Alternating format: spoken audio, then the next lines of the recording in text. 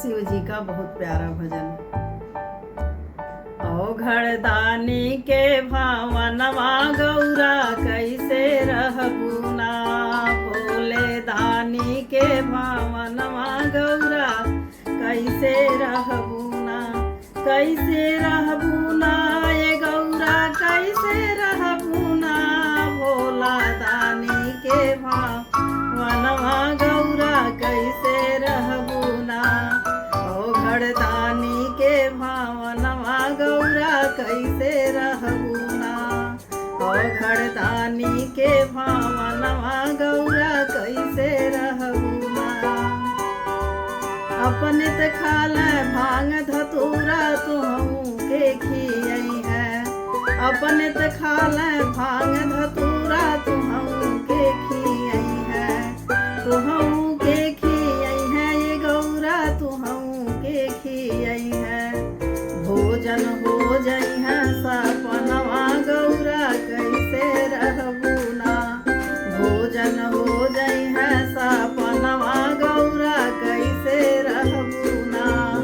औघड़ दानी के भावनवा गौरा कैसे रहबू ना,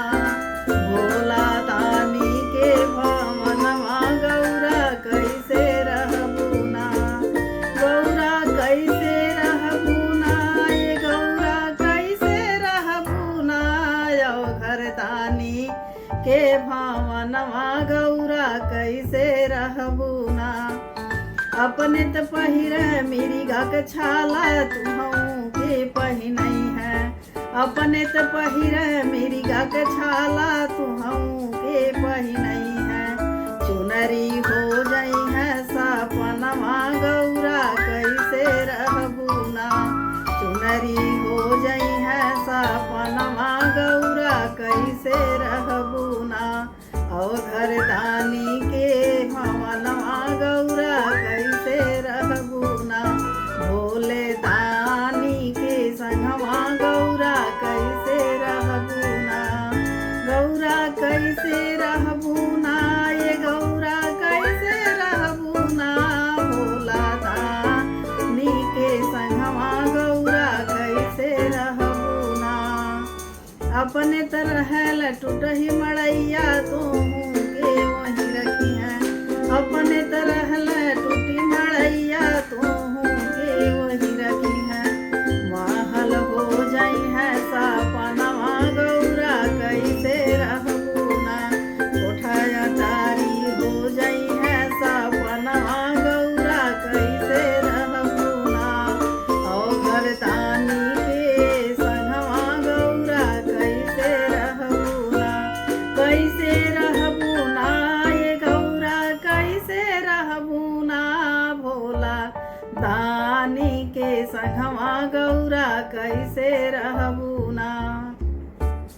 औघड़ दानी के संगवा गौरा कैसे रहबू ना।